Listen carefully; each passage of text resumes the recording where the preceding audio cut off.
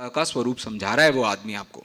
अब आप पानी मत देखो, आप पानी से महासत्ता देखो, तो आपको समझ आएगा कि जगत में जितना काम हो रहा है वो सब एक सिंगल एंटिटी, मतलब जितने भी पदार्थ हैं उन सब में यदि सत नाम का गुण नहीं होगा, जाने के एक सेकंड वाक्य पूरा कर लूं, जगत में जितने भी पदार्थ हैं यदि उनका सत्ता सामान्य का स्वरूप नहीं होगा तो वो कोई भी परिणमन नहीं कर सकेंगे। इसलिए एक मिनिमम हमें एंटिटी चाहिए, सत की एंटिटी चाहिए। अब वो सत की एंटिटी से जब हम असत पने को उसमें घुसाना चालू करते हैं तो सत की एंटिटी है सामान्य गुण और असत की एंटिटी है विशेष गुण। जब तक हम असत की एंटिटी उसी सामान्य में स्वीकार नहीं करेंगे तो कभी आप उनका स्वरूप समझ भी नहीं पाओगे, क्योंकि ये भी सत है, ये भी सत है, ये भी सत है, ये भी सत है। अब क्या करें? तो आप किसी के बारे में कोई चर्चा नहीं कर पाओगे, किसी के संबंध में कोई चिंतन नहीं कर पाओगे। क्यों?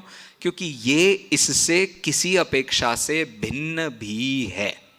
इसे क्या कहते हैं? इसे अवांतर सत्ता कहते हैं। इसे हम विशेष गुण से प्रत्येक द्रव्य में होने वाले भेद को पकड़ने की कोशिश करते हैं।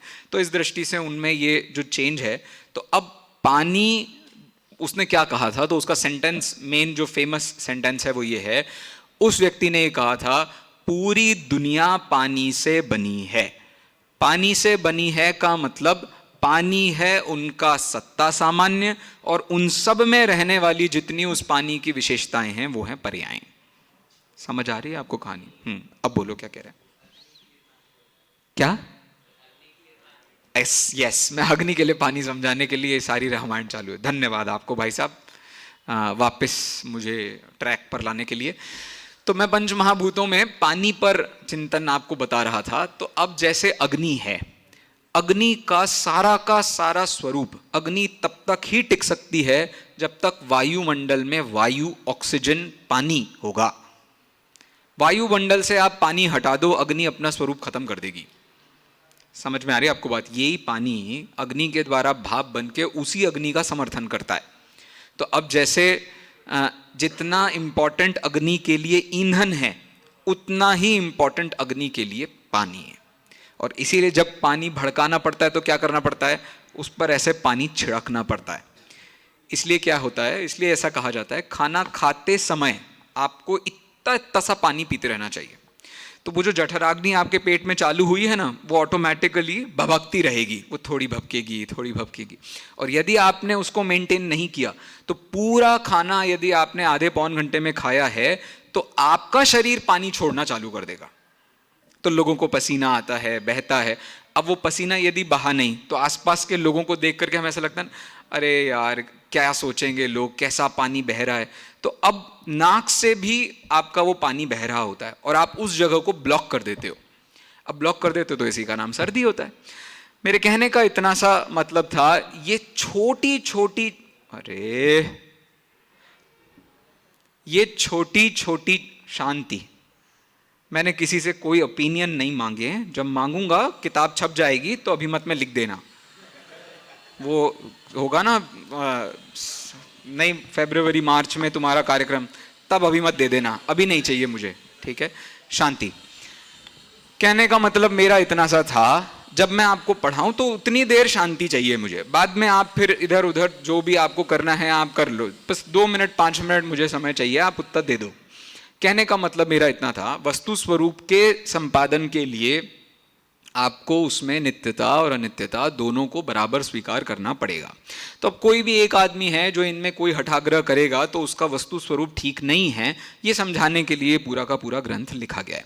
अब अपने दिमाग में आप ऐसा इमेजिनेशन कीजिए, ऐसी एक वस्तु है जो बिल्कुल पुद्गल समान वस्तु है, जिसमें कोई भी चेंज नहीं हुआ अनादि काल से लेकर अनंत काल तक। उसको हम क्या कहेंगे? नित्य कहेंगे। समझ गए? जैसे ये एक कुर्ता है, मैंने वहां पर टांग दिया, अब ये कुर्ता अनादि काल से है और अनंत काल तक रहेगा बिना किसी परिणमन को किए, तब उसको क्या कहेंगे? उसे कहेंगे नित्य एकांत। समझ गए? और यदि अनित्य एकांत की बात होगी तो उसका मतलब क्या होगा? जैसे वो कुर्ता वहां टंगा है, वो कुर्ता वहां से गायब, अगले समय दूसरा कुर्ता। तीसरे समय वो कुर्ता गायब, तीसरा कुर्ता, चौथा कुर्ता, पांचवा कुर्ता, छठवा, ऐसा प्रति समय वो कुर्ते गायब होते जाएंगे और नए आते जाएंगे। समझ में आ गई आपको बात? तो अब नित्य एकांत में अनित्य की व्यवस्था ही नहीं बनती, नित्य की व्यवस्था भी नहीं बनती। ऐसे ही अनित्य एकांत में नित्य की व्यवस्था नहीं बनती है तो अनित्य की व्यवस्था भी नहीं बनती है, क्योंकि ये जानने पर दूसरा कैसे आया। जो पहला वाला चला गया था, चला गया, दूसरा वाला आया कहां से? अब यदि आप कहो कि वो पहले से था, इसका मतलब आपने अब नित्यता को स्वीकार कर लिया।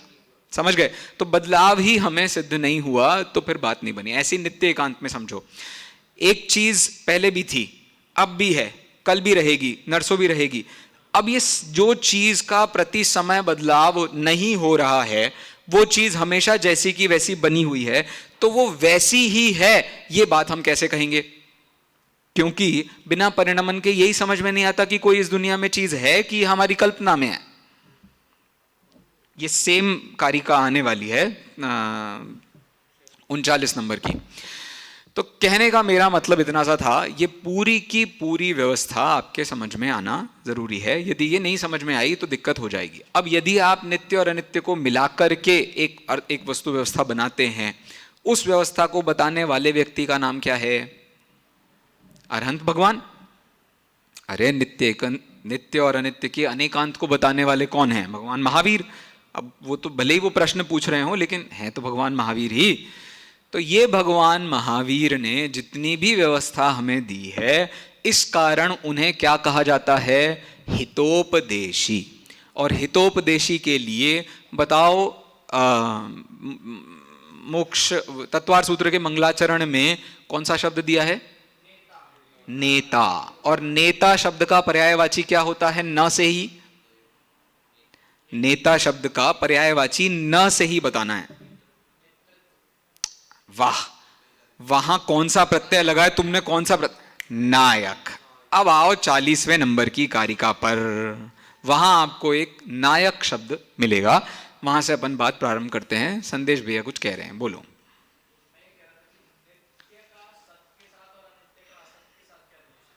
सब अभी आ जाएगा 2 मिनट में।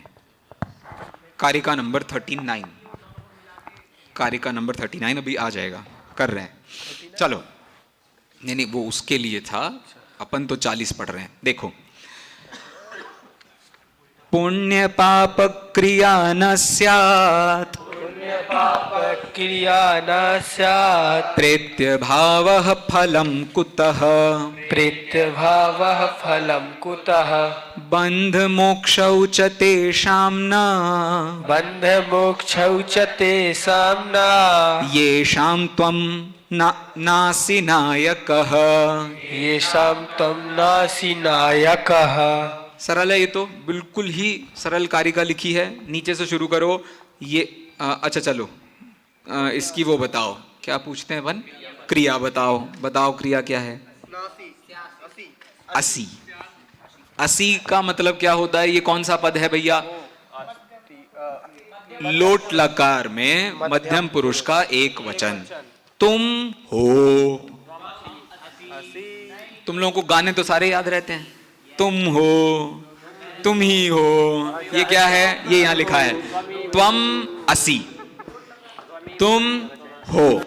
तुम कैसे हो भाई साहब? अरे हाओ लट लकार, बस खुश। तुम हो, तुम कैसे हो?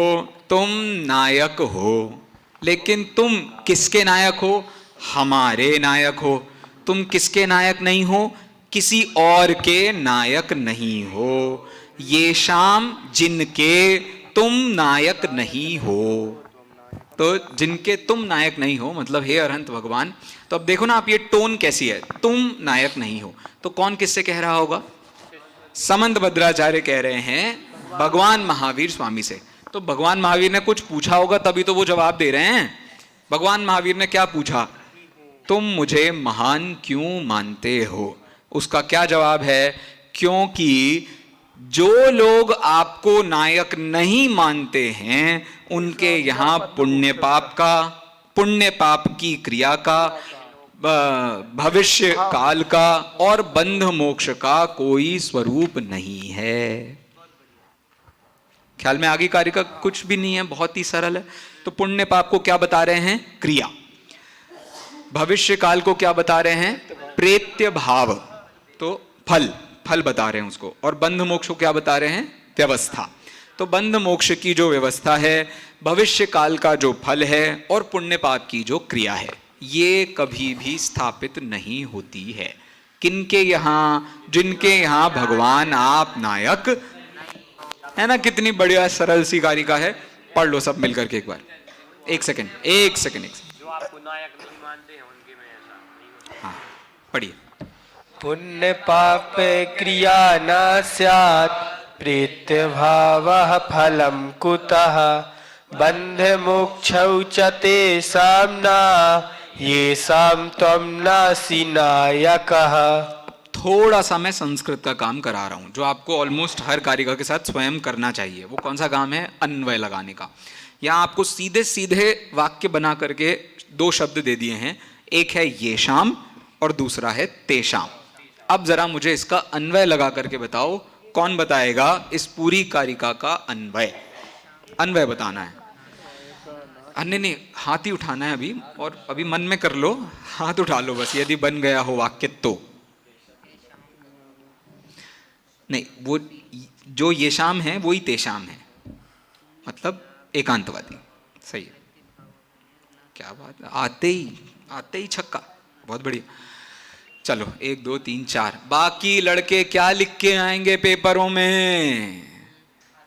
तुम एक काम करना, जैसे वो लिखते हैं ना, एक क्वेश्चन दिया होगा, ठीक है, वैसा ही दूसरा क्वेश्चन दिया होता है, तो हम क्या लिखते हैं? Same as before. तो आप लिख देना same as roll number this copy, refer to roll number. सीधा जी लिख देंगे सेम एज आपके विमान सा। बेटा ऐसे नहीं चलता है। बात समझ में आ रही है कि आपको थोड़ा सा आपको बुद्धि लगानी पड़ती है। सबको अपनी अपनी लगानी पड़ेगी, दूसरे की बुद्धि से काम नहीं चलता हमेशा, ठीक है। चलो, अरे जो बात आज आपको सुबह बताई जा रही थी ना, यदि आप अपनी बुद्धि से कॉपी लिखने बैठेंगे तो जितनी देर में सामने वाले ने कॉपी लिखी है उससे कम देर में कॉपी लिखी जाएगी। इसका जीता जागता उदाहरण मैं हूं। मतलब भैया कॉपी लिख गई है क्या? हाँ लिख गई। भैया कॉपी लिख गई क्या? हाँ लिख गई। क्यों लिख गई? आप इतने जल्दी काम होता है, सच बता रहा हूं, विषय पता हो, कुछ इधर उधर आपको नहीं देखना हो, क्लास में आपने सुन लिया हो, 2 मिनट 5 मिनट 10 मिनट में प्रश्न खत्म होते हैं, जैसे एग्जाम में होते हैं। पॉइंट समझ में आ रहा है? अब वो तो किसी विषय पर आपको रिसर्च करनी ही हो तो बात अलग है। जैसे एक प्रश्न था, प्रश्न ये था, वो कर तुम्हारा जीवाजीव अधिकार शुरू हो गया? नहीं। यस नहीं, क्या होता है ये? हाँ, तो वो जब स्टार्ट होगा तो उसमें एक पंक्ति है, दक्षेण नित्योदितम धीरो, हाँ, धीरोदात्त मनाकुलम विलसति ज्ञानम मनोह्लादयत्। वो उसमें ये जो शांति शांति शांति, उसमें ये जो पंक्ति है, कौन सी पंक्ति है? धीरोदात्त। ये एक शब्द के लिए मुझे कम से कम 1.5 दिन लगा था इस प्रश्न को सॉल्व करने के लिए। क्यों? आप जब साहित्य दर्पण देखोगे, 4 अलग किताबें देखोगे जहां अलग अलग साहित्य का वर्णन किया होगा, नायक का स्वरूप बताया होगा, उसके उदाहरण बताए होंगे, 25 चीजें बताई होंगी, वहां पढ़ने जाकर के आप इस विषय को लिखने जाओगे तो आपको इतना ही वक्त लगने वाला है। नहीं तो सुन लिया, समझ आ गया, लिख दिया, छुट्टी पाई।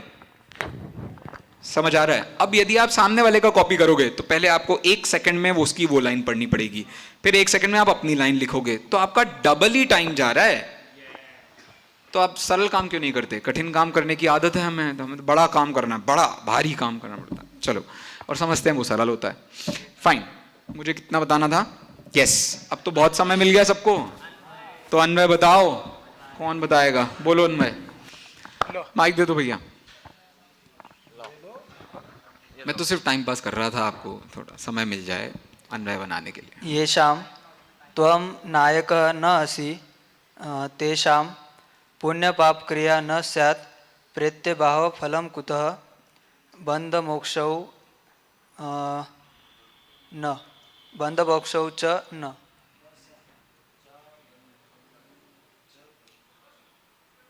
क्या क्या क्या लास्ट एक बार, तेषाम के बाद तेषां पुण्यपापक्रिया न स्यात् कॉमा, प्रेत्यभावः फलं कुतः कुतः पहले लगा लो, कुतः प्रेत्य कुतः भाव फलम, और कुतः प्रेत्यभावः फलं और बंध बंध मोक्षम न च।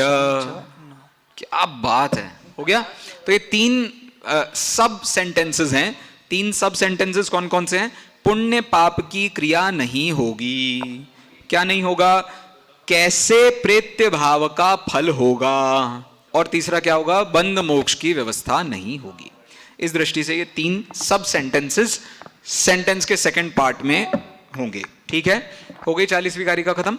चलो तो आगे चलते, पीछे आओ। अब इसके पीछे चलना है हमें 39। नहीं, वो यही, इसी तुमने जो बात कही है इसी के लिए मैं पीछे ले जा रहा हूं। अब प्रश्न क्या हुआ? अब प्रश्न हमारे सामने ये है कि ये सब व्यवस्था तो दुनिया भर के और दर्शन भी कहते हैं। अब यदि दुनिया भर के दूसरे दर्शन कहते हैं तो अब हुई प्रतिज्ञा पूरी। अब चाहिए इसका हेतु कि हे भगवान आप ही नायक हैं, बाकी के ये सारी व्यवस्था झूठी है। कैसे कहा आपने ये बात?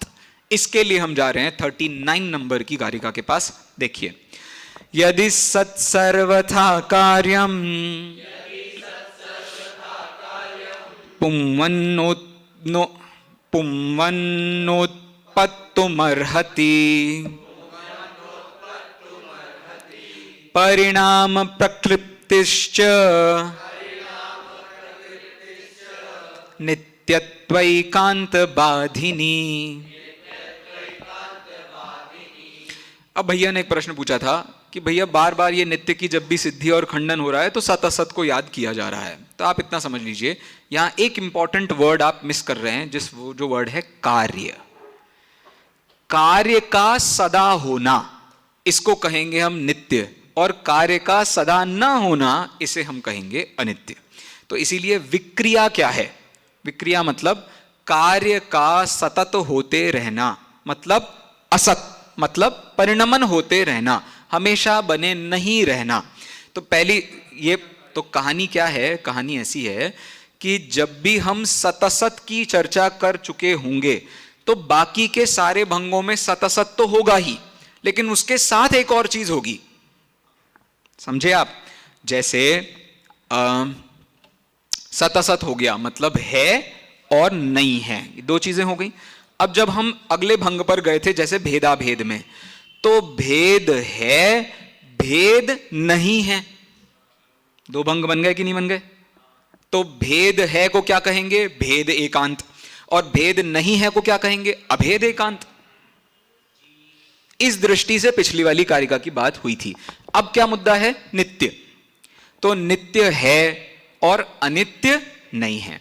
तो अब समझ लीजिए, ऐसा आप देखेंगे ना तो आपको ख्याल में आएगा।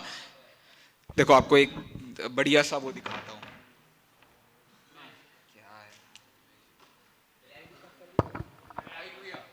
जरूरी है भैया।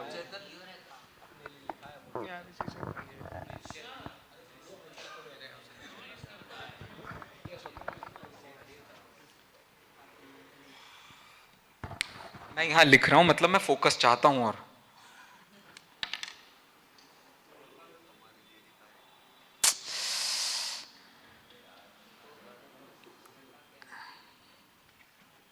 देखो, देखिए, आपको अब जैन दर्शन का एक ब्यूटी दिखाता हूं। ठीक है, अब क्या परिस्थिति होती है कि दो ही चीजें हो सकती हैं। कोई भी एक वर्ड आप अपने दिमाग में इमेजिन कीजिए, कोई भी वर्ड, लेकिन कोई ऐसी क्रिया होनी चाहिए जो एब्स्ट्रैक्ट नाउन हो। सबको पता है एब्स्ट्रैक्ट नाउन क्या होता है? भावात्मक क्रिया। भावात्मक क्रिया भी नहीं, भावात्मक संज्ञा, भाववाचक संज्ञा। Thank you. भाववाचक जो संज्ञा होती है, आप अपने दिमाग में कोई भी एक बना लो। मैं आपसे बाद में पूछूंगा कि उसके संबंध में आपको क्या समझ में आया। ठीक है, कोई किसी को बताएगा नहीं। सब अपने दिमाग में कोई भी एक भाववाची संज्ञा बना लें। कोई ऐसा है तो नहीं जिसे भाववाची संज्ञा क्या होता है ये न पता हो? हाथ उठाओ। अरे तुम आई जय हो, मर गए। देखो, ये क्या है? डस्टर। इसको बोलते हैं हम द्रव्यवाची संज्ञा कह लो। ठीक है, द्रव्यवाची मतलब ऐसी चीज जो आपको दिख रही है, ऐसी चीज जो आपको दिखाई दे रही है। अब आपको ऐसी एक फीलिंग, जो भी फीलिंग्स होती है ना हमारी, वो सारी फीलिंग्स को कहते हैं भाववाची संज्ञा। तो अब कोई भी दुनिया की एक फीलिंग पकड़िए और उसे अपने दिमाग में स्टोर करके रखिए। सबने कर ली? अरे कर ली, तुम कर लो ना, कोई भी एक रख लो। सबने रख लिया पक्का? जिसने रख लिया ऐसे हाथ रखो अपने सिर पे, नहीं एक उंगली बस पकड़ के रखना है, उसको जाने नहीं देना है, ठीक है? चलो सबने रख लिया, अब हाथ नीचे करो। अब देखो, अब आपको ये इमेजिन करना है वो जो भी आपने एक संज्ञा रखी है वो है, और दूसरा आपको ये संज्ञा रखनी है वो नहीं है, ठीक है? अब आप पूरी दुनिया का बंटवारा करने की कोशिश करो। पूरी दुनिया में आज तक आपने जितने भी लोगों से आप मिले हो, उन सारे के सारे लोगों में आप ये दो चीजें घटाने की कोशिश करो। कौन कौन सी दो चीजें? एक, वो जो भाव आपने पकड़ा है वो है, और ऐसे लोग जिनमें वो भाव आपका नहीं है। समझ में आ रही है आपको बात? सब में घट जाएगा कि नहीं घट जाएगा? क्या बताओ, पूरी दुनिया में से एक आदमी बचेगा जिसमें वो बात नहीं घट पाएगी? ऐसा कोई भी नहीं। अब सबके भाव अलग अलग थे, फिर भी सब में घट गया कि नहीं घट गया? इसको कहते हैं किसी चीज का, किसी भाव का होना और किसी भाव का न होना। अब आपने जो जो बना होगा, कितने लोगों ने प्रेम को वो बनाया था अपना विषय? एक, बहुत बढ़िया। कितने लोगों ने गुस्से को विषय बनाया था? Very good. कितने लोगों ने मदद, एक दूसरे की हमें मदद करनी चाहिए, हेल्प? एक भी नहीं। भाई क्या बच्चे हो तुम तो। अच्छा चलो, तो कितने बच्चों ने हाँ हास्य, हास्य को विषय बनाया था? Very good. कितने, अरे हाँ नहीं, वो नहीं, उसका तो प्रेम है भाई, वो he is you know wine. तो अब दो चार और रह गए हैं जिनका जो होगा वो अपने पास रखना, कोई बात नहीं है। तो मुझे इतना सा बताना था, हास्य है और हास्य नहीं है। तो अब आप किसी टीचर की क्लास में बैठ करके जब आपको मजा आ रहा होता है, आपका मन चल रहा होता है, तो दिमाग में कहीं ना कहीं एक ऐसी सतत फीलिंग चलती है, भाई मजा आ रहा है, मजा आ रहा है। तो आप कनेक्ट करते हो अपनी लाइफ के किसी कॉमेडी इवेंट से, ऐसा यहां हुआ था, ऐसा वहां हुआ था, ये हुआ था, वो, आप अपने आप वहां पहुंच जाते हो। और नहीं तो क्या होता है? नहीं तो ये होता है, अरे कितना, ये भी कोई तरीका होता है? ये भी कोई समझने की बात? आप ऑटोमेटिकली वहां चले जाते हो जहां हास्य रहित परिस्थितियां हैं, तो आपको नींद आने लगेगी, आपका मन नहीं लगेगा, आपकी बुद्धि जवाब दे देगी कि ये नहीं है। तो अब ये परिस्थिति हर जगह होती है लाइफ में। ऐसा ही उन्होंने कहा, नित्यपना है, नित्यपना नहीं है। अब जो नित्य एकांतवादी हैं वो क्या कहेंगे? वो ये कहेंगे नित्य ही है, नित्य ही है, अनित्य नहीं है। क्या बोला? नित्य ही है, अनित्य नहीं है। जैन दर्शन के हिसाब से ये दो अलग अलग भंगों के दो अलग अलग मुद्दे थे। एक था वस्तु का भंग, नित्यपना, दूसरा था वस्तु का भंग, अनित्यपना। तो नित्य है, अनित्य नहीं है। क्या प्रॉब्लम हो गई? जब हम नित्यता की दृष्टि से वस्तु को देखने वाले थे, मतलब वस्तु में हम नित्य धर्म की ही बात करने वाले थे, तब हम क्या कहते कि उसमें अनित्यपना नहीं है। लेकिन जो अनित्यपना नहीं है वो अनित्यपना है के साथ संबंध रखता है, और जो नित्यपना है वो नित्यपना नहीं है के साथ संबंध रखता है। उस बंदे ने क्या किया, ये दो अलग अलग बिंदु थे, तो पहले का पहला पकड़ लिया, दूसरे का दूसरा पकड़ लिया। ऐसा ही उसने अनित्य के साथ किया, जो कहता है अनित्य ही है, अनित्य ही है, नित्य। तो वस्तु के जिन भंगों को बराबर रखना था उसको छोड़ करके उसने वस्तु के जिस भंग को, जिस भंग के साथ बराबर नहीं रखना था, उसको मैच कर दिया। समझ में आ गई आपको बात? तो जैन दर्शन का अनेकांत क्या होगा? इसको स्वीकारना, इसको स्वीकारना, लेकिन दोनों को अलग अलग। जब ये मुख्य होगा तब ये गौण होगा, जब ये मुख्य होगा तो ये गौण होगा। बात समझ में आ रही है? अरे समझ आ रही है, नहीं आ रही है? सुनो एक सेकंड, लेट मी फिनिश। और सामने वाले बंदे ने क्या किया था जब इसकी अपेक्षा की बात थी तब उसने दूसरी जगह चला गया, वो दूसरे भंग पर चला गया, और जब इसकी अपेक्षा की बात थी तो वो फिर दूसरे भंग पर चला गया, तो इसका क्रॉस कनेक्शन बैठ गया। अब क्रॉस कनेक्शन से आपको बात सीधी सीधी समझ में नहीं आएगी, उसके लिए आपको सीधा सीधा पकड़ना पड़ेगा। जिस अपेक्षा से आपने वस्तु को नित्य कहा है उससे भिन्न अपेक्षा से वस्तु नित्य नहीं है, यह बात एक लेवल पर थी। मतलब यहां पर लड़का खड़ा है, यहां पर एक व्यक्ति खड़ा हुआ है, यहां उसका बेटा खड़ा हुआ है और यहां उसके पिताजी खड़े हुए हैं, ठीक है। पिताजी की अपेक्षा से यह लड़का क्या था? बेटा, और बेटे की अपेक्षा यह व्यक्ति क्या था? पिता। तो जिस समय पिताजी की अपेक्षा से यह लड़का है, उसी समय यह लड़के की अपेक्षा से लड़का नहीं है। समझ में आई? तो ये दादाजी वाला एंगल खत्म हुआ। अब बच्चे वाले एंगल पर आओ। जिस अपेक्षा से वो पिता है, उस अपेक्षा को छोड़कर हम अन्य अपेक्षा से, मतलब दादाजी वाली अपेक्षा से देखेंगे तो ये पिता नहीं है। ये दो बातें समान थी। उसने क्या किया? यहां वाली बात के है को यहां वाले नहीं है के साथ मैच कर दिया, और यहां वाले की बात के है को यहां वाले के नहीं वाले से मैच कर दिया। तो प्रॉब्लम खड़ी हो गई। मुद्दा समझ में आ रहा है कि नहीं आ रहा है?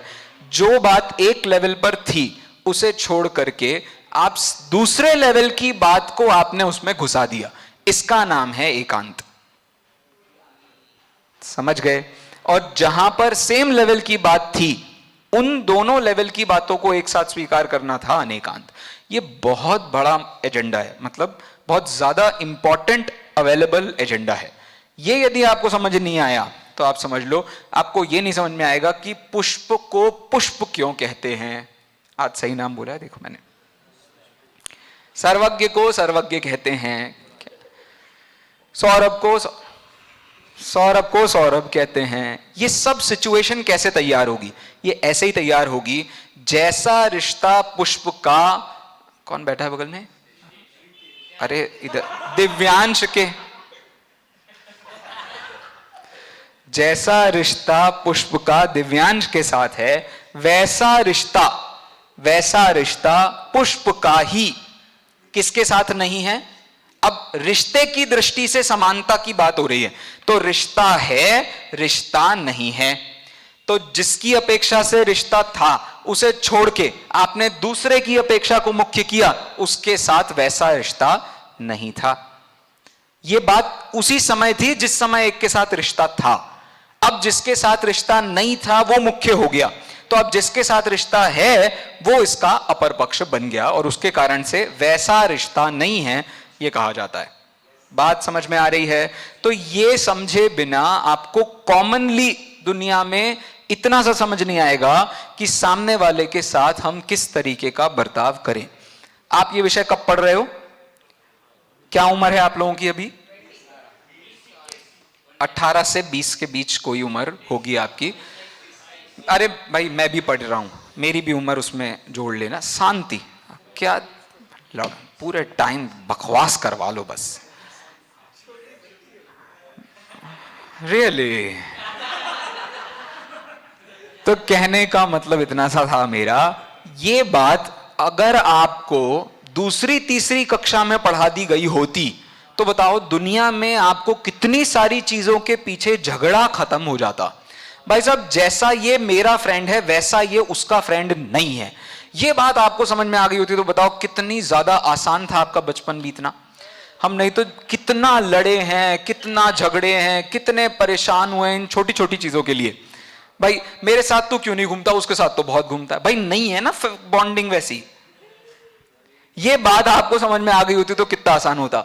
अब सोचो यदि ये अनेकांत आपको उस उम्र में पता चलता तो 8 साल में सम्यक दर्शन कठिन है कि सरल है?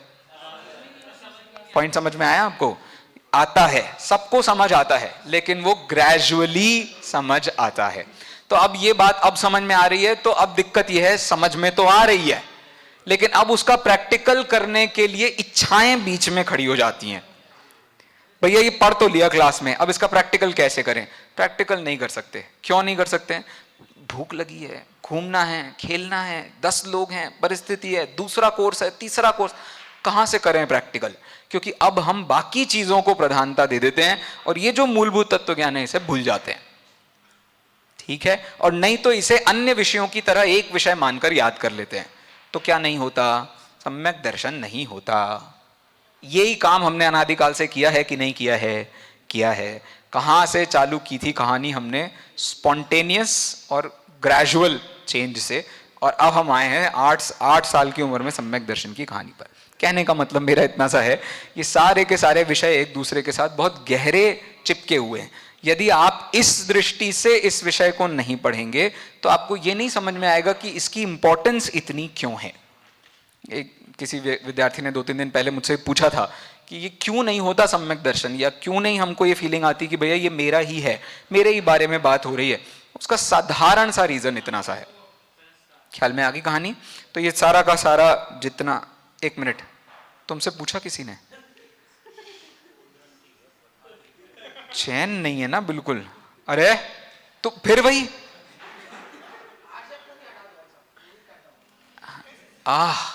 अब तुम्हें सपक्ष भी चाहिए? बेटा अभी तुम सिर्फ विपक्ष में बैठे हो, यहां सपक्ष और पक्ष चल रहा है। अरे वो सब पता है हमें क्या हो रहा है और क्या नहीं हो रहा है। चलो अब वापस आने के मूड में हैं आप लोग? पढ़ो तो कारिका नंबर 40 एक बार सब मिलकर के पढ़ लो।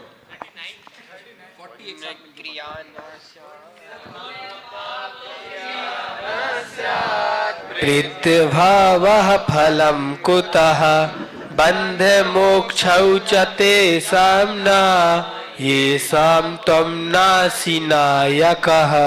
चलिए कारिका नंबर 39 हमने पढ़ ली थी, लेकिन इसका हम थोड़ा सा अर्थ समझने की कोशिश कर रहे हैं। ढूंढिए इसमें क्रियापद कहाँ है? क्या बात है! अर्हति। अर्हति का मतलब क्या होता है? अर्हति का मतलब होता है श्रेष्ठ, उपयुक्त, सही, अच्छा होता है। क्या अच्छा होता है? उत्पत्तुम अर्हति। उत्पन्न करने के लिए अच्छा होता है। किसको उत्पन्न करने के लिए अच्छा होता है? किसको उत्पन्न? शाबाश! कार्य को उत्पन्न करने के, सीधी सीधी विभक्तियां दी हैं भाई। उत्पत्तुम चतुर्थी है तो किसको अच्छा है? को मतलब मैं द्वितीया पूछ रहा हूं। द्वितीया कहां है? कार्य में है। तो कार्य को उत्पन्न करने के लिए अच्छा होता है। कौन? सत सर्वथा यदि। तो अब कहां से वाक्य बनेगा? यदि से। यदि सत सर्वथा कार्य को उत्पन्न करने के लिए अच्छा है। कैसे? तो पुरुष के समान। अब पुरुष के समान का मतलब क्या हुआ?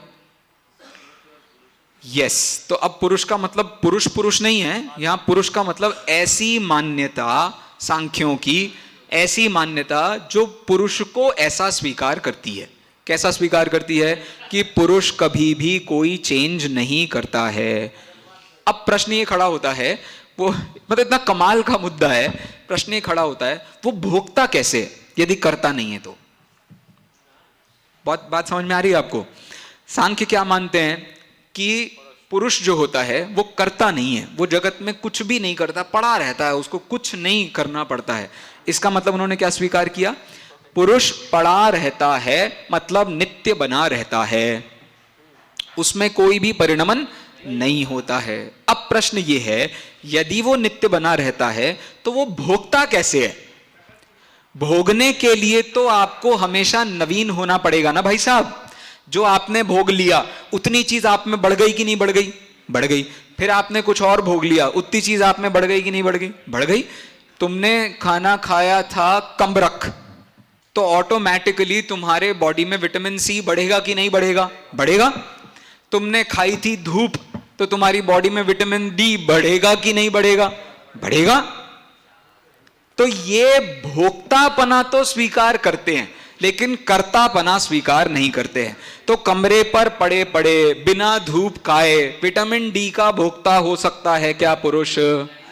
नहीं हो सकता है। इसीलिए ये कह रहे हैं यदि सत सर्वथा कार्य को क्रिएट करता है, बनाता है, तैयार करता है, तो क्या प्रॉब्लम आएगी? तो प्रॉब्लम ये आएगी, नीचे देखो, परिणाम प्रकृतिश्च, मतलब परिणाम की जो कल्पना है वो नित्य नाम के एकांत में बाधा पहुंचाती है। मतलब क्या हुआ? मतलब इतना सा हुआ, यदि सब कुछ बिल्कुल constant constant constant constant constant है, इसका मतलब उसमें क्या नहीं हो रहा है? चेंज नहीं हो रहा है। तो किसका अभाव हो गया? परिणाम प्रक्लिप्ति, परिणाम की परिकल्पना। तो ये जो कल्पना शब्द है वो कैसे बना है? तो एक क्लिप धातु से बना है। क्लिप धातु जो प्रयोग की जाती है, इससे कल्पना शब्द भी बनता है। फिर वो एक बहुत अच्छा शब्द आया था इसमें ही, आपके समय सार में ही एक अच्छा शब्द आया था। तब ये प्रश्न हुआ था कि भाई साहब इसका मतलब क्या होता है? तो इसका मतलब वहां भी शायद प्रकृति ही शब्द था, यही शब्द था ना, बंध और मोक्ष की जो परिकल्पना है वो झूठी हो जाएगी यदि हम सर्वथा नित्य ही मानेंगे। तो सांख्यवादियों का एक पीछे से पूर्व पक्ष लेकर के बात थी। चलो, तो कहने का मतलब यही है कि परिणमन की जो कल्पना है वो कैसी होती है? वो नित्यता की बाधा करने वाली होती है। तो यदि आपने कहा कार्य उत्पन्न हुआ, उत्पन्न हुआ मतलब इससे पहले नहीं था। यदि कार्य इससे पहले नहीं था तो उस कार्य की उत्पत्ति का मतलब हुआ परिणमन होना। अरे हुआ कि नहीं हुआ? कोई चीज पैदा हुई, इसका मतलब उसमें कोई चेंज आया कि नहीं आया? आया।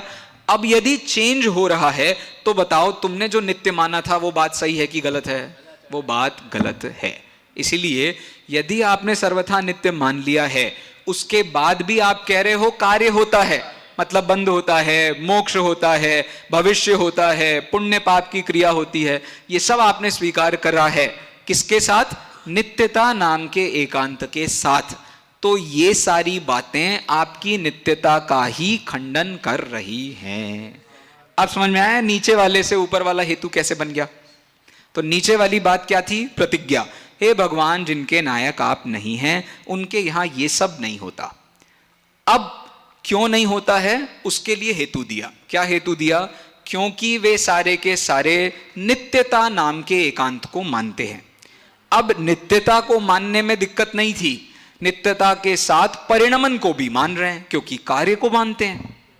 यदि आपने कार्य को स्वीकार किया है और नित्य बने रहना चाहते हैं, ये दोनों बातें एक साथ नहीं हो सकती हैं, दोनों में से कोई एक दूसरे को खा जाएगी।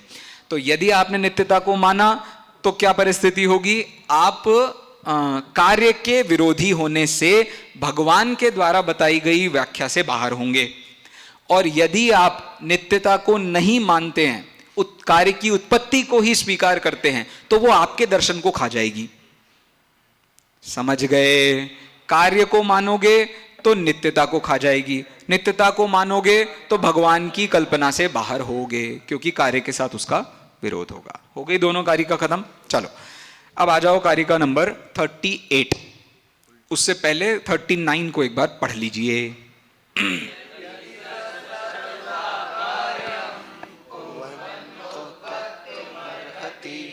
परिणाम प्रक्लिप्तिश्च नित्यत्वैकांत बाधिनी। हाँ, धन्यवाद। चलिए, अब 38वें नंबर की कारिका देखो। इनमें तो अब कुछ खास बचा नहीं है, इनमें वही सारी बातें बार बार रिपीट होने वाली हैं। तो आप यहाँ एक बार बोर्ड पर ध्यान दीजिए। सबसे ऊपर हमने क्या लिखा था? पुण्य पाप, बंध मोक्ष और भविष्य, इन सब की कल्पना नहीं है। कहाँ नहीं है? तो नायक जिनके नहीं है, मतलब जिनके हे भगवान आप नायक नहीं हैं, उनके यहाँ सारी व्यवस्था कैसे हो सकती है? तो ये तीनों के, ये चारों की चारों कारिकाओं में आपको एक चीज कॉमन दिखेगी। पहले में क्वेश्चन मार्क, दूसरे में क्वेश्चन मार्क, तीसरे में क्वेश्चन मार्क, चौथे में क्वेश्चन मार्क, सब में क्वेश्चन मार्क है।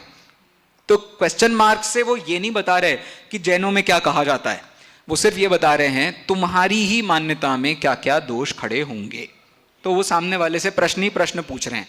अब उसका जवाब का वो इंतजार नहीं करने वाले हैं, वो जैनियों का सीधे बता देंगे। ठीक है? तो सामने, इसीलिए ये खंडन मंडन वाला ग्रंथ नहीं बन पाया, इसीलिए ये न्याय नहीं माना जाता। समंत भद्राचार्य का कार्य न्याय क्यों नहीं माना जा रहा है? मतलब न्याय तो माना ही जाता है, लेकिन न्याय की परंपरा में अकलंक देव से हम न्याय को क्यों चालू करते हैं? तो उसका कारण यही है कि यहाँ पर एक्सचेंज नहीं हो रहा है। सामने वाले ने बस एक बात कह दी है, हमने पकड़ लिया, अब हम अपनी अपनी कहते जा रहे हैं, दोबारा उससे कुछ नहीं सुनने वाले। समझ में आ रही बात? उस दृष्टि से चलो, तो ये 4 क्वेश्चन मार्क यहां खड़े हो गए। पहला क्वेश्चन मार्क क्या है कि ये सब व्यवस्था नहीं होगी। दूसरा क्वेश्चन मार्क क्या है, क्योंकि आपने सर्वथा सत को ही परिणमन स्वीकार किया है। यदि सत का ही परिणमन है तो परिणमन का असत होगा, क्योंकि चेंज नहीं होगा, और चेंज नहीं होगा तो फिर ये सारी की सारी व्यवस्था जो आपने मानी है नित्यता की भी, वो भी बाधित हो जाएगी। 2 बातें हो गई। अब तीसरी बात क्या कह रहे हैं, यदि आपने परिणमन को स्वीकार नहीं किया, ये सब यदि यदि वाली बातें थी ना, पहले क्या था, पहले वाले में भी वो यदि था, तो यदि का जवाब क्या था कि यदि सत अकेले को माना तो। अगला मुद्दा क्या होगा, यदि आपने कार्य को नहीं माना तो क्या होगा भैया, तुम्हारी 2 चीजों पर प्रश्न चिन्ह खड़ा हो जाएगा। पहला, सबने प्रमाण की बात की है और सबने क्रिया की बात की है। जितने भी दर्शन हैं, सारे के सारे दर्शनों के बीच में झगड़ा सिर्फ 2 बड़े मुद्दों पर होता है। बताओ भैया, 2 कौन कौन से बड़े मुद्दे हैं? एक तो है वस्तुओं को कैसे जाने, इसको क्या कहते हैं, प्रमाण मीमांसा। और दूसरा क्या होता है, दूसरा होता है मुक्ति मीमांसा, मोक्ष मार्ग मीमांसा। तो इसीलिए जब भी आप अन्य दर्शनों का मुद्दा देखोगे तो आपको सिर्फ 2 ही विषयों पर उनके चिंतन के संबंध में बात की जाएगी। भारतीय दर्शनों में स्पेसिफिकली कौन कौन सी 2 बातें होंगी, एक विश्व व्यवस्था और एक मोक्ष व्यवस्था। समझ गए? विश्व व्यवस्था को स्वीकार कर लिया तुमने, तो तुम्हारी मोक्ष व्यवस्था भी उस विश्व व्यवस्था के आधार पर बननी चाहिए। समझ गए? यदि तुमने मोक्ष व्यवस्था को मान लिया तो उसके हिसाब से तुम्हारी विश्व व्यवस्था भी उतनी टिकी रहनी चाहिए। तो नित्य एकांत को मानने में विश्व व्यवस्था के साथ दिक्कत नहीं है, लेकिन किसके साथ दिक्कत आ जाएगी, मोक्ष व्यवस्था के साथ दिक्कत हो जाएगी। इसलिए पुण्य पाप का स्वरूप नहीं होगा, भविष्य का स्वरूप नहीं होगा, बंध मोक्ष का स्वरूप नहीं होगा, ये प्रॉब्लम है। समझ आ रही है? तो नित्य एकांत को मान करके यदि इन सब की सिद्धि हो जाती तो कोई दिक्कत नहीं थी, लेकिन इसके कारण इनकी सिद्धि नहीं हो रही है, तो फिर तुम्हारा दर्शन मोक्ष मार्ग के लिए काम का नहीं है, बंद करके रख दो। समझ में आ गई कहानी? इस दृष्टि से ये सारा प्रकरण देखने की अत्यंत आवश्यकता है। ठीक है, तो अब जिस व्यक्ति ने नित्यता एकांत को माना है उसने सर्वथा सत को माना है, मतलब कार्य को सर्वथा सत माना है।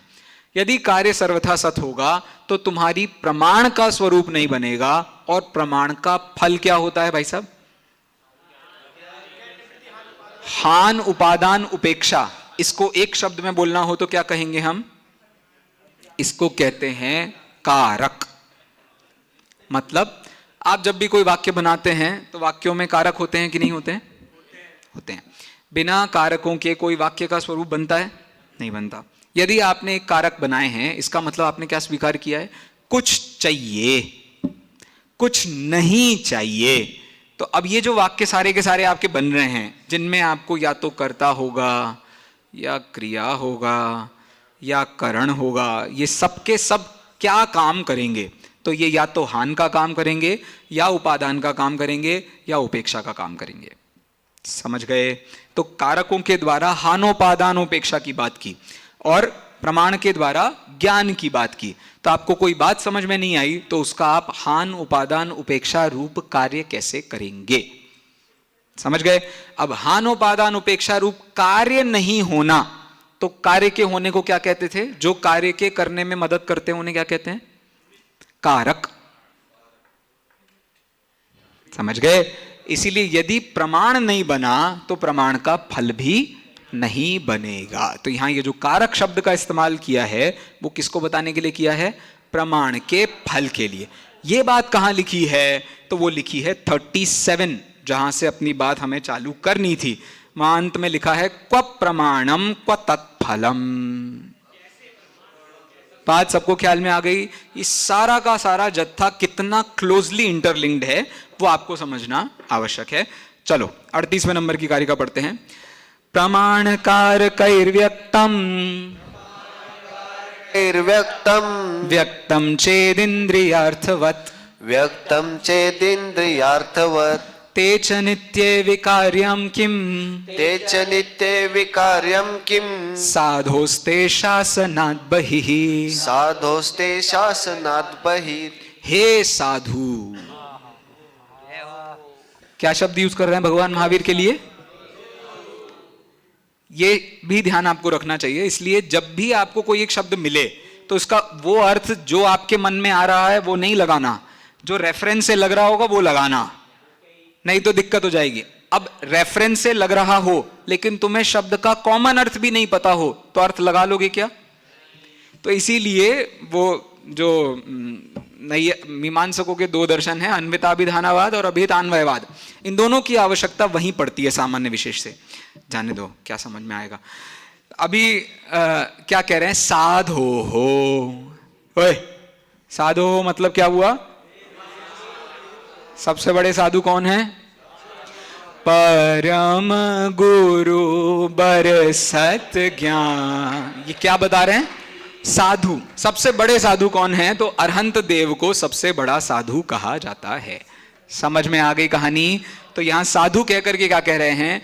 हे अरहंत भगवान, आपके शासन से जो बाहर हैं, शासनात बहिहि। तो हे अरहंत, कर लो, तुम आई अलग से चला लो। अरे क्यों करते हो ऐसे मस्ती भाई?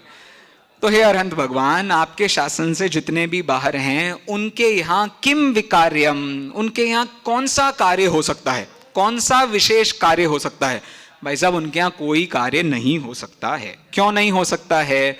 क्योंकि प्रमाण और कारकों के द्वारा जो प्रकृति, मतलब व्यक्तम जो पहला है वो प्रकृति के लिए यूज किया है, तो प्रमाण और कारकों के द्वारा जो ये जगत का हमें परिणमन दिखाई दे रहा है, वो जगत का परिणमन मात्र नित्यता को स्वीकार करने से कैसे खड़ा होगा? अरे जगत में इतना परिणमन नजर आ रहा है कि नहीं आ रहा है? इतनी सारी शक्ल के अलग अलग लोग हर साल पैदा होते रहते हैं, ये पता चल रहा है कि नहीं पता चल रहा? चल रहा है। अब सब इतना चेंज हो रहा है, तो ये सारा का सारा चेंज किसी कांस्टेंट चीज से कैसे हो सकता है? तो उसमें कांस्टेंसी यदि बनी रहेगी तो कोई चेंज नहीं हो सकता है। चेंज है दैट मीन्स उसमें कहीं ना कहीं कोई ना कोई कांस्टेंट एलिमेंट था, तभी जाकर के चेंज हो सकता है। और तुमने कांस्टेंट एलिमेंट को ही माना है तो तुम चेंज एलिमेंट को नहीं मान पाओगे। ठीक है? तो ते नित्य, जिनका सिर्फ नित्य ही मत है, उनके यहां व्यक्तम, व्यक्तम मतलब अभिव्यक्ति होती है। किसकी अभिव्यक्ति होती है? प्रमाण कारकैः व्यक्तम। प्रमाण और कारक इन दोनों के द्वारा जो प्रकृति का कार्य होता है, किम विकार्यम, वो कार्य कैसे हो सकता है? तो यदि आपने प्रकृति को भी नित्य माना है और पूरी दुनिया में बदलाव का कारण आप प्रकृति को कहते हो, तो ये दोनों बातें एक साथ कैसे कही जा सकती हैं? तो ये पॉसिबल नहीं है। अब समझ में आया कि सिर्फ प्रमाण का फल नहीं होता है, कारक भी प्रमाण का फल होता है। पापी। ठीक है, ख्याल में आ गई 38 नंबर की कारिका सबको? चलिए, तो अब बस ये बात कहां से आई? कौन सी बात कहां से आई? अरे ये वाली कि ते नित्य, वे सब नित्य होते हैं। तो उसका जवाब दिया है, जो लोग नित्यता को एकांत से मानते हैं। तो अब वो कारिका देखो आप, नित्यत्वैकांत पक्षेपि विक्रियानोपपद्यते, विक्रियानोपपद्यते, प्रागेव कारका भावः, प्रागेव कारका भावः, क्व प्रमाणं क्व तत्फलम्। क्व प्रमाण क्व तत्फलम्। कारक का अभाव हो गया। क्यों? क्योंकि परिणमन नहीं हुआ, मतलब विक्रिया नहीं हुई। विक्रिया नहीं हुई तो कारक का अभाव हुआ। कारक का अभाव हुआ तो कारक कहां से चालू होते हैं? अज्ञान निवृत्ति से, जो कि क्या है? प्रमाण का दूसरा रूप है। और इसके फल में और क्या परिस्थिति होगी? कोई भी और परिस्थिति जो आप बनाना चाह रहे हैं, जो भी अपना काम एग्जीक्यूट करना चाह रहे हैं, वो कैसे एग्जीक्यूट होगा? अर्थात वो सिद्ध नहीं हो पाएगा। इस तरीके से हमने ये सारी कारिकाएं पढ़ ली हैं। जल्दी से चारों कारिकाएं पढ़िए और भागिए शुरू से।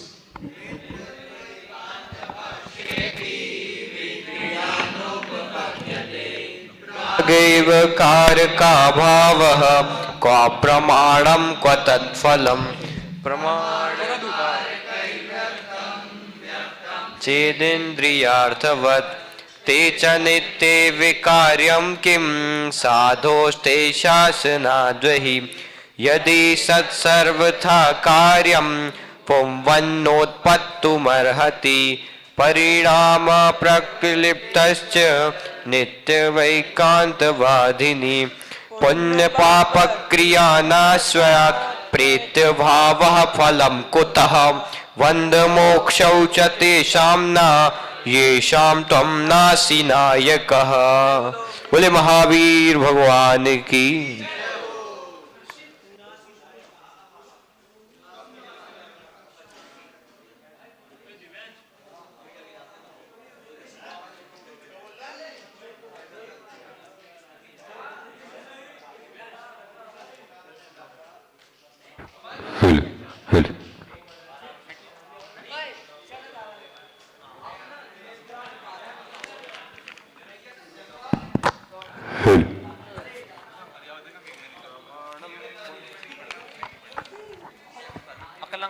हेलो हेलो संजीव जी का माइक नहीं है ये करो बस संजीव जी की सोनी चल रही है संजीव जी की क्लास नहीं है ये जब पढ़ लें फिर उसके बाद चलो मत चलाओ नतामर्षिरोरत्न प्रभा प्रोतान खद्विषे नमो जिनाय दुर्वार मार वीर मदच्छेदे अकलंक वचम्बोदे उदद्रेयेन धीमता न्याय विद्यामृतं तस्मै नमो माणिक्यनन्दिने प्रवेन्दु वचनोदार चन्द्रिका प्रसरे सति मातृसा क्वानुगण्यन्ते ज्योतिरिङ्गण सन्निवा तथापि तद्वचो पूर्व रचना रुचिरं सतां चेतोहरं व्रतं यद्वन्नद्यानव घटे जलं वैजेय प्रिय पुत्रस्य हीरपस्योपरोधतः शान्तिशेणार्थमारब्ध परीक्षा मुख पंजिका प्रमाणादर्थ संसिद्धस्तदा भासा द्विपर्यय इति वक्षिर्तयो लक्ष्म सिद्धमल्पं लघीयस।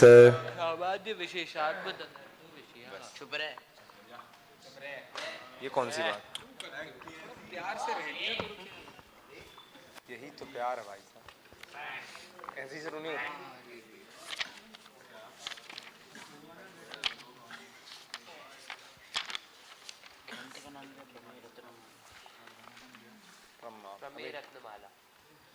प्रमा प्रमेय सबको 5-5 मिनट लेट क्यों?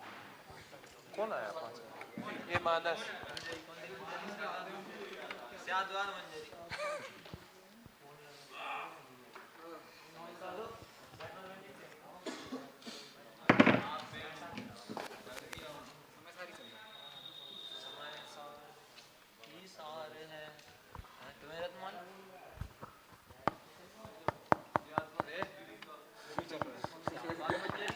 मंजुलिका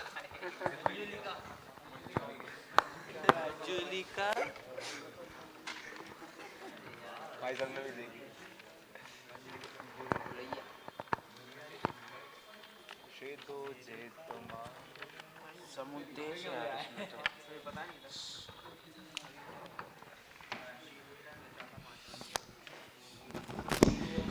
देखिए, एक बात मैं दोबारा